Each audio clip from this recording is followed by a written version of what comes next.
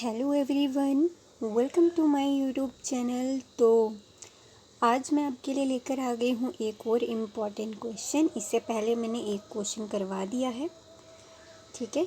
तो ये एक और इम्पॉर्टेंट क्वेश्चन है BPAG 171 का, जो कि एग्ज़ाम में पूछा गया है। और ये सिर्फ इग्नो स्टूडेंट के लिए ही इम्पोर्टेंट्स नहीं है, ये जिसका सब्जेक्ट डिज़ास्टर मैनेजमेंट है उसके लिए ये इम्पोर्टेंट है कि ये चीज़ जो है एग्ज़ामिनर पूछता है, ठीक है।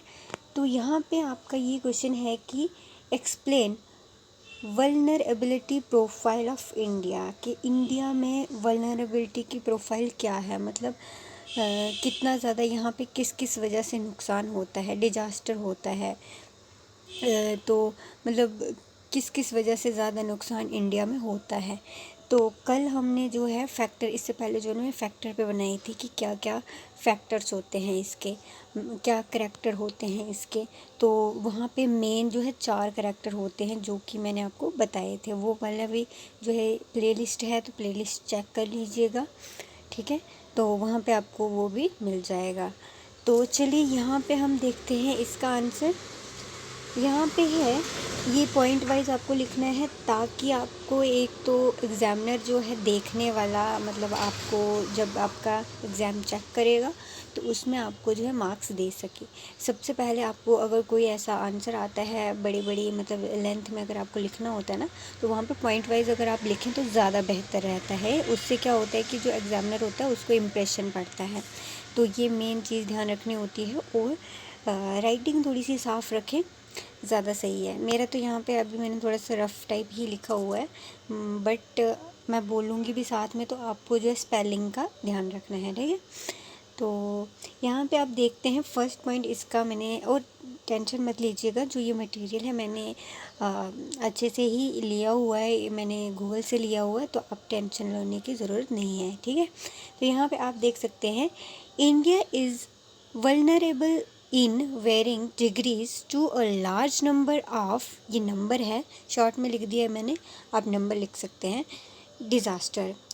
Around 59% of the land mass is prone to earthquake of moderate to very high intensity. तो 59% जो है अर्थक्वेक की वजह से जो है डिज़ास्टर होता है, यहाँ पे नुकसान होता है। 59% बात की जाए इंडिया में तो अर्थक्वेक से होता है, ठीक है। फिर ये एक पॉइंट आप अच्छे से लर्न कर सकते हैं। फिर है सेकंड पॉइंट की बात की जाए तो about 12% over 40 million hectare of its land is prone to flood and river erosion. तो कुछ इस वजह से हो जाता है कि जो मतलब लैंड में जैसे फ्लड्स वगैरह आ जाते हैं, रिवर इरोजन होता है, फ्लड आ गया, धरती घिस जाती है, मतलब उस वजह से कुछ कितना, ये 12% उस वजह से नुकसान होता है ना। तो ये इतना है, इस वजह से बाढ़ जो आ जाती है वो इस वजह से इतना ही होता है। फिर थर्ड पॉइंट पे आप लिख सकते हैं close to 5,700 kilometers out of the 7,516 kilometers long coastal, ये स्पेलिंग आपको बता दूँ, COASTLINE, कोस्ट लाइन है, ठीक है। Is prone to cyclone and tsunami. जो साइक्लोन्स आते हैं, आपको पता है साइक्लोन क्या होता है, जो बवंडर होते हैं ना वो होते हैं, लेकिन इंडिया में मतलब मेन ज़्यादा कम ही आते हैं, यहाँ पे ये चीज़ कम होती है, बट होते हैं। वो सुनामी वगैरह जो आती है, तूफ़ान जो आते हैं, उस वजह से कुछ मतलब नुकसान थोड़ा बहुत होता है। फिर उसके बाद जो है फोर्थ पॉइंट में आपको देखने की मेन 68% of its cultivate area is vulnerable to drought and the hilly areas are at risk. मतलब जो देखा जाए 68% बोलता है कल्टीवेट, जो मतलब कल्टीवेशन के लिए यूज़ किया जाता है, जैसे खेतों में ज़मीन वगैरह जो होती है ना, तो वहाँ पे अगर खेतों में किया जाता है यूज़ में, हिली एरियाज़ अगर है, रिस्क होता है वहाँ पे कि कुछ उस वजह से जो है मतलब दिक्कत आती है। तो लैंडस्लाइड एंड अवेलेंचेस होती है। लैंडस्लाइड अगर आ गई तो वहाँ पे दिक्कत आ जाता है, जो मिट्टी होती है घिस जाती है वगैरह, सूखेपन की मतलब सूखापन आ जाता है। तो मेन जो है उससे भी अगर समय पे अगर बारिश भी नहीं होगी या कुछ ऐसा नहीं होगा तो उस वजह से भी जो है मतलब उसमें नुकसान होता है। तो इस वजह से भी ये दिक्कतें आती हैं। फिर जो है अगर बात की जाए 5th नंबर पे, moreover India is also vulnerable to chemical, biological, radiological and nuclear CBRN emergencies and other man made disaster. तो ये एक इम्पॉर्टेंट पॉइंट ये भी है कि मेन जो है नुकसान होता है बायोलॉजिकल हिसाब से, रेडियोलॉजिकल हिसाब से, न्यूक्लियर मतलब बनाते जैसे ये होता है, उस वजह से भी दिक्कत आती है। तो ये अगर फुल फॉर्म एक क्वेश्चन इम्पोर्टेंट बन जाता है, अगर आपको कोई पूछे कि भाई इसकी फुल फॉर्म क्या होती है, तो CBRN ये इम्पोर्टेंट चीज़ है, याद रखने वाली है। और मैन मेड की जो ये चीज़ें हम बनाते केमिकल वगैरह, सो चीज़ें मतलब फैक्ट्रीज होती हैं या फिर बहुत बहुत सारी केमिकल वाली चीज़ें हम बनाते हैं मैन मेड की वजह से, मतलब हम ह्यूमन बीइंग की वजह से जो है प्रकृति को नुकसान होता है। तो इस वजह से जो है बहुत सारी चीज़ें जो है डिज़ास्टर होने का वल्नरेबल मतलब उसकी वजह से भी होता है इंडिया में ख़ास करके। तो क्योंकि अगर बात की जाए हमारे इंडिया की, तो यहाँ पे पॉपुलेशन भी बहुत है। तो अगर देखा जाए कि मतलब हमें मकान वगैरह हमें ज़रूरत है, उनकी नीड्स पूरी करने के लिए हमें पेड़ पौधे काटने पड़ते हैं।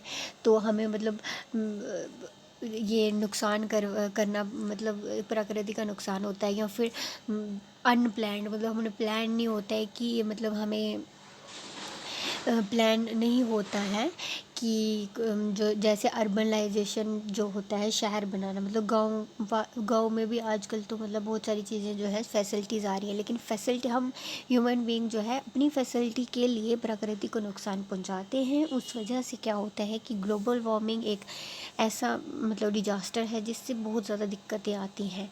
तो ये सब चीज़ें जो है इंडिया की बात करूँ तो यहाँ पे ज़्यादा है।